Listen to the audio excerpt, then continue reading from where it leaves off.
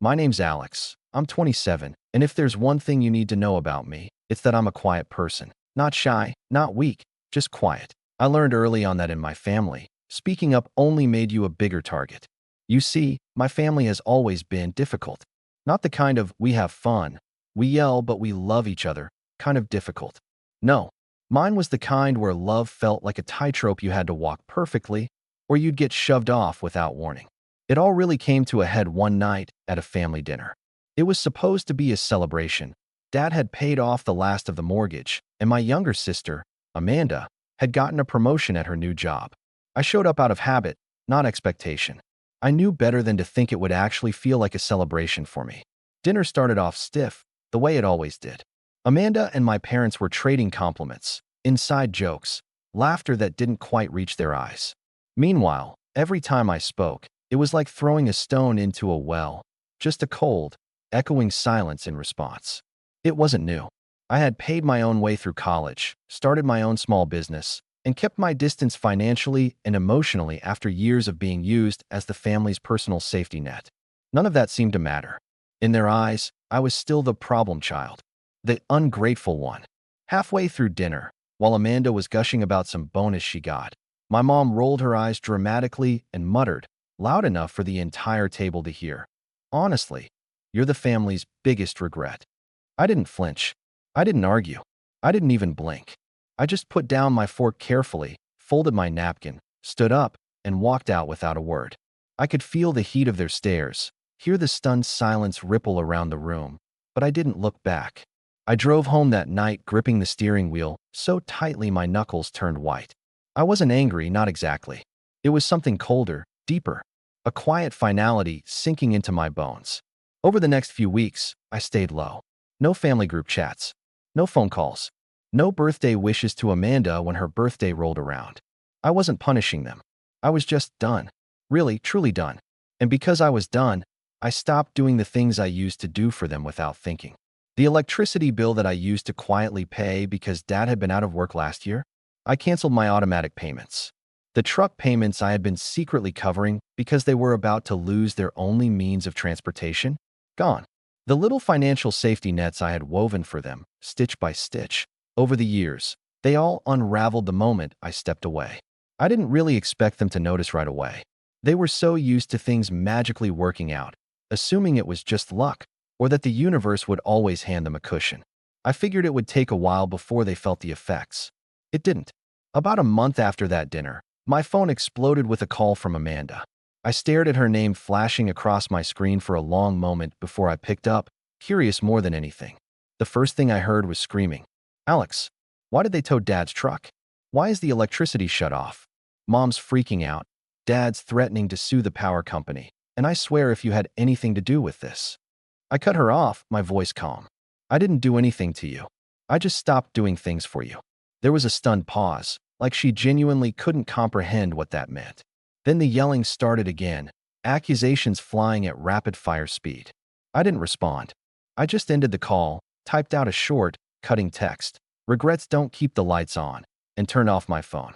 Part of me expected to feel guilty. That old reflex to make things better, to fix it all, to be the silent backbone they leaned on without ever thanking me. But I didn't feel guilty. I felt light. Free, almost. Like I had been carrying a weight for so long that I forgot what it was like to walk without it. Over the next few days, word trickled in through mutual acquaintances. My parents were spiraling. Dad's truck, the same old pickup he had refused to upgrade because it was reliable, had been repossessed when they missed 3 months of payments. The electricity at the house was out because the utility company had finally caught on to the unpaid balance racking up under my name. Back when I had stupidly offered to help out during a tough time and never got around to switching it back over. Apparently, they were scrambling, furious, blaming everyone but themselves. Amanda was calling every relative she could think of, spinning a story about how I had betrayed the family, left them high and dry. But the thing about constant takers is that eventually, people get tired of giving. The sympathy they expected wasn't exactly pouring in. I kept to myself, kept working, kept building the life they had mocked me for chasing. But the part that hit hardest, the part that stayed with me, was realizing how little they actually knew about me. They didn't even know what I did for a living. Amanda once joked at a family barbecue that I sold rocks on Etsy or something, and everyone laughed like it was the funniest thing they'd ever heard. Meanwhile, my consulting business was bringing in more income than both my parents' jobs combined. Sitting alone in my apartment one evening, watching the sun set over the city skyline, I thought about all the birthdays, holidays, and milestones I had spent trying to earn their approval. All the moments I had twisted myself into something smaller, quieter, more palatable. All the times I had bailed them out because some desperate part of me still clung to the hope that if I just did one more thing, just gave a little more, maybe they'd finally see me. And now, they were drowning in the mess they made. I should have felt triumphant. Maybe part of me did. But mostly, I just felt tired. Tired of carrying guilt that was never mine to begin with. Tired of pretending that family means unconditional loyalty, even when it's one-sided. Still, as the messages and voicemails piled up, first angry, then desperate, then pitiful, I knew this was only the beginning. Because I hadn't even touched the biggest string yet. And once I did, everything they thought they still had would come crashing down around them. The turning point came late one Friday night, 2 weeks after Amanda's screaming call. I had just finished a project for a client, a massive one that would secure my income for the next year, and I was lying on the couch, flipping through channels mindlessly, when my phone buzzed again. This time, it was my dad. The message was short. You owe us. You wouldn't be where you are without everything we sacrificed. I stared at the words, feeling the familiar mix of disbelief and cold rage settle in my gut. Owe them? For what? For the years of emotional neglect? For the endless gaslighting that told me I was never enough, even as I bent over backward trying to support them? No, that was the final straw. They had no idea how much of their life was still tethered to me. No idea that the sacrifices they made, the ones they lorded over my head, were bankrolled by loans I had co-signed, by utilities in my name, by property taxes quietly paid behind the scenes. And they really had no idea that I was about to cut the last remaining cord. You see, about a year prior, when they were teetering on the edge of losing their house, Dad had come to me, hat in hand, asking for help. He blamed the economy, blamed bad luck, blamed everyone except his own reckless spending. I was still naive enough to believe I could fix things back then, so I agreed to help under one condition, that the house title be partially signed over to me, just to ensure some level of responsibility. He agreed. He didn't care about the fine print. He just needed money, fast. I spent the next month bailing them out, setting up payment plans, negotiating debts. They didn't thank me. They barely acknowledged it. Once the immediate crisis was over, they went right back to treating me like a burden they tolerated. But legally, that house wasn't just theirs anymore. It was mine, too. So that night, as my dad's message simmered on my screen, I pulled up the paperwork from the safe in my closet. I read through it carefully, heart pounding, not with fear, but with an electric, buzzing anticipation. The documents were airtight. My lawyer had made sure of that after the first time Dad tried to reinterpret a verbal agreement. In short, I had the legal right to force a sale of the property. And so, I did. I filed the papers Monday morning. Quietly. Efficiently. No warning. No phone call. They would find out the way I had found out about being the biggest regret publicly, unavoidably, and with no chance to spin the story in their favor. The eviction notice would come later, but first, there would be a court hearing.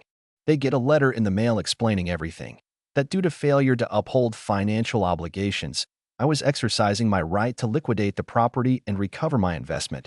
They wouldn't be able to stop it.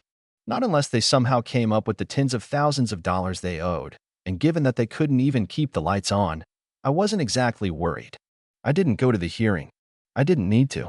My lawyer handled everything. But I heard about it afterward through a mutual friend, one of the few family members who had quietly cut ties with the rest years ago.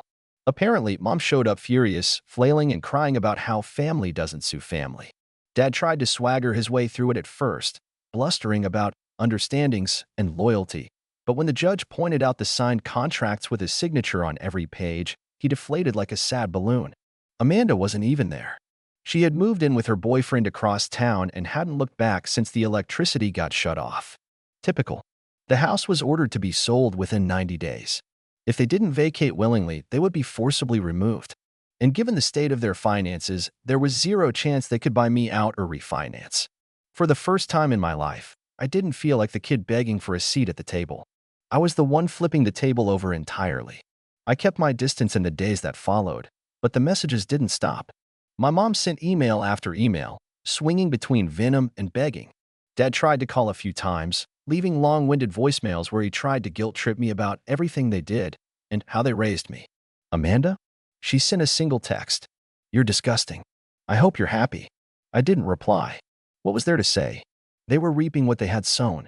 I had given them chance after chance. Years of my life. Tens of thousands of dollars. Every last scrap of patience and forgiveness I had. And they had thrown it away with a roll of the eyes and a single, cutting sentence. You're the family's biggest regret. Maybe they had expected me to come crawling back. Maybe they thought they could insult me, use me, discard me, and I'd still be there, desperate for their approval. But I wasn't that kid anymore. I was done begging for scraps from a table I had built with my own two hands. Still, part of me wondered if they understood, really understood, what was about to happen. Because losing the house? That was just the start. There was still one more domino left to fall. And once it did, there would be no going back. The first sign that things were slipping beyond their control came about 3 weeks later. I was sitting at a coffee shop on a Saturday morning, flipping through some design drafts for a new project, when I got a notification from the county office. A lien had been placed on the house. Apparently, my parents had tried to take out a desperate loan to stop the forced sale, and predictably, they defaulted almost immediately. I wasn't surprised. What had surprised me was just how fast everything started crumbling after that. It was like one wrong move had triggered an avalanche they couldn't outrun. According to my lawyer, once the lien was attached, the value of the property dropped. Not drastically, just enough to ensure that after the debts were paid off, there wouldn't be much left. Certainly not enough for them to start over, the way my mom kept screaming about in her increasingly unhinged emails. She wrote like I was some villain, lurking in the shadows, plotting her downfall, when all I had really done was finally stop saving them from themselves. A week after that, Amanda showed up at my building. I live in a mid-rise, nothing fancy, but secure enough that you can't just wander in off the street. She must have tailgated someone through the entrance because I found her pounding on my door, her voice carrying down the hall. I opened it just a crack, keeping the chain on. The sight of her startled me. She looked worn out, pale, with deep bags under her eyes, like she hadn't slept in days. Her voice was raw when she said, "Alex, please. You don't understand what you're doing. You're ruining everything." I kept my expression blank. "I'm not doing anything to you. I'm just letting reality catch up." She flinched like I had slapped her. "You're punishing mom and dad because you're bitter," she hissed. "You're selfish. You're always so cold." Cold. That word again. They loved throwing it at me, didn't they? Every time I refused to jump back into the fire they lit. Every time I protected myself instead of bleeding out for them, I was cold. "Maybe," I said, my voice low. "But I'm not stupid anymore." Amanda's face crumpled for a second, just a flicker of real emotion, before the anger took over again. "They're your family, Alex. Families forgive each other." I closed the door a little further, leaving just enough space for her to hear the final words before I shut it in her face. "Families don't make you regret being born." The click of the chain sliding into place was deafening in the silence that followed. I didn't look through the peephole. I didn't wait to see if she left. I just walked back to my living room and sat down, my heart pounding, not with regret, but with grim determination. I thought that might be the end of it. That maybe, just maybe, they'd finally get the hint. I underestimated them. Again. Because 2 days later, I found out they were planning something. They were trying to challenge the sale. Not through legal channels, no, they knew they had no case there. They were trying to sabotage it from the inside. I heard from a mutual acquaintance, someone who, bless their heart, couldn't stand my parents either, that mom had been bragging about making sure no one would want to buy the house. "They can't take what no one wants," she had laughed. According to the message I got, they had already started. Trash piled up in the yard. Spray paint on the garage door. Broken windows. They were trashing their own home out of spite, thinking they could scare off any potential buyers. It was petty. It was childish. It was so them. And it didn't even matter. Because while they were busy vandalizing the property, while they thought they were playing some kind of last-ditch power game, they didn't realize one crucial detail. The bank had already approved a short sale. They didn't need to sell the house to a private buyer. The bank was going to take it off their hands regardless, fix it up later if needed, and resell it at a loss if it came to that. Their tantrum was pointless. All they were doing was speeding up their own eviction.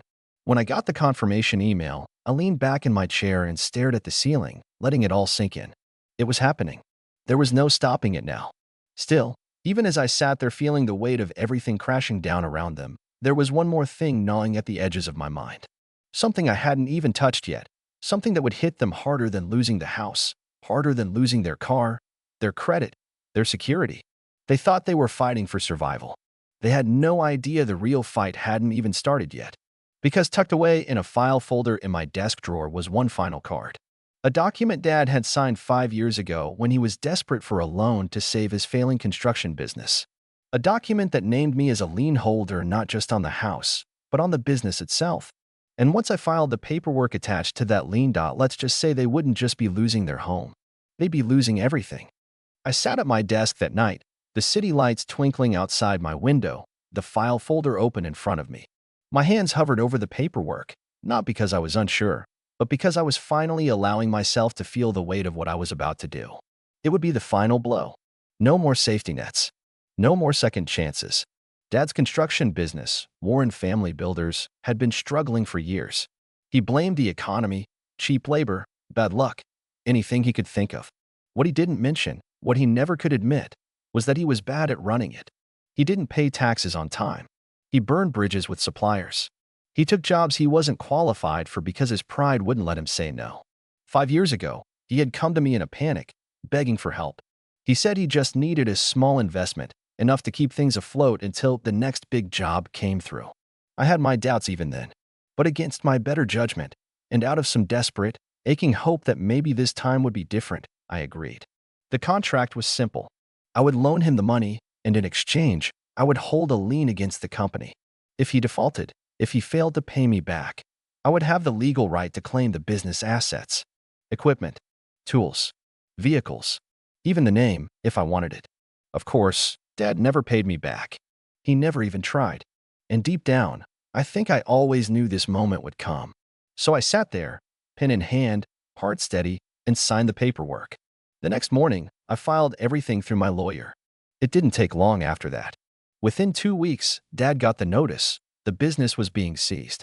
The equipment would be sold at auction. The contracts he had lined up, what little he had left, would be void. The licensing would be revoked pending the outcome of his debt obligations. The day the notice arrived, he showed up at my apartment. I watched through the peephole as he banged on my door, his face red, his fist clenched, a broken man pretending he still had some kind of power over me. I didn't open it. He stood there for a long time shouting. First it was anger, "You selfish little snake. After everything we did for you." Then it was bargaining, "Alex, come on, we're family. We can fix this." Finally, it was pure, pathetic pleading, "Please, son, I'm begging you. We're ruined without the business." I leaned against the wall and listened, arms crossed over my chest.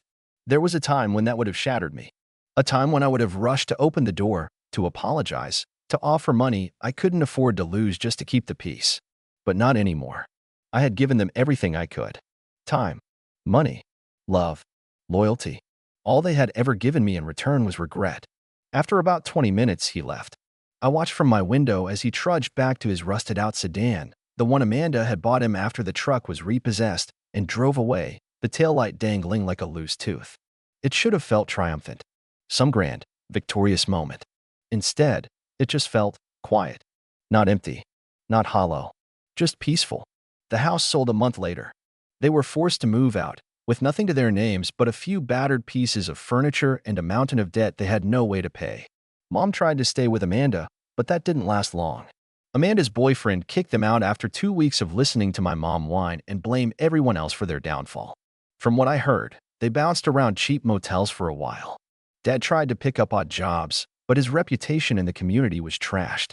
No one wanted to hire the guy whose company went under in a public, humiliating fashion. Eventually, they ended up renting a one-bedroom apartment on the bad side of town. As for Amanda, she cut contact with them a few months later.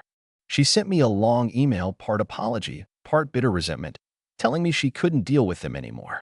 That it was my fault for setting off the chain of events that destroyed the family, but also admitting, in one raw, unguarded sentence, that she envied me for getting out. I never replied. Some things don't deserve closure. Life moved on. My business thrived.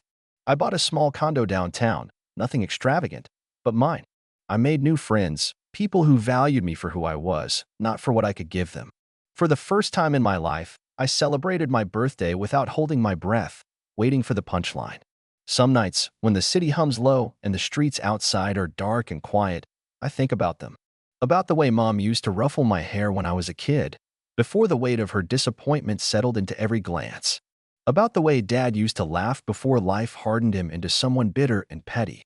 I think about Amanda, the sister I loved even when she was cruel, even when she let me take the hits meant for her. I wonder if they miss me. But I don't miss them. Not really. I miss the idea of family, the fantasy I clung to for so long, the dream that if I just worked harder, loved more, gave more, it would be enough. It wasn't. And that's okay. Because sometimes, the greatest act of love you can offer yourself is the decision to walk away and never look back. The last message I ever received from my mother came on Christmas Eve, 6 months after everything fell apart. It was just 2 words. We're sorry. No explanations. No excuses. No promises to change. Just too little, too late. I deleted it without reading further. Some regrets, after all, don't keep the lights on. And some regrets deserve to be left in the dark. Forever.